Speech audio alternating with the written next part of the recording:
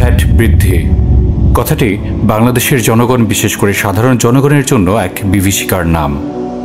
নতুন বছরের শুরুতে ভ্যাট বৃদ্ধির সিদ্ধান্ত সাধারণ জনগণ এবং ব্যবসায়ীদের মাঝে তীব্র প্রতিক্রিয়ার সৃষ্টি করেছে। স্বল্প আয়ের মানুষ তাদের জন্য নাবিশ্বাস হয়ে যাবে, আমার কাছে যেটা মনে হয়। রেস্টুরেন্ট মধ্যবিত্তের ঘোরার জায়গা, সেটা যদি এখন ট্যাক্স বসিয়ে জিনিসপত্রের দাম বাড়িয়ে সেটাও বন্ধ করে দেওয়া হয়, মানুষ তাহলে ঘরে বন্দি হয়ে মরে যাওয়া ছাড়া কোনো উপায় থাকবে না, এটা আমি মনে করি। এই অতিরিক্ত করের বোঝা বিশেষভাবে নিম্ন এবং মধ্যবিত্ত শ্রেণীর উপর চাপ ফেলতে শুরু করেছে। ভ্যাট বাড়ানোর ফলে নিত্য প্রয়োজনীয় পণ্যের মূল্যবৃদ্ধি, ছোট এবং মাঝারি ব্যবসার সংকট এবং সার্বিক অর্থনীতিতে নেতিবাচক প্রভাব লক্ষণীয়।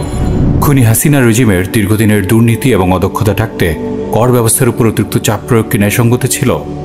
আজকের আলোচনায় আমরা আমাদের দেশে বিদ্যমান একটি অর্থনৈতিক দুষ্টচক্র আলোচনা করব, বিশ্লেষণ করব ভ্যাট বৃদ্ধির মূল কারণ, এর অর্থনৈতিক এবং সামাজিক প্রভাব এবং কর্পোরেট এলিটদের লাভবান হওয়ার সম্ভাব্য দিকগুলো নিয়ে।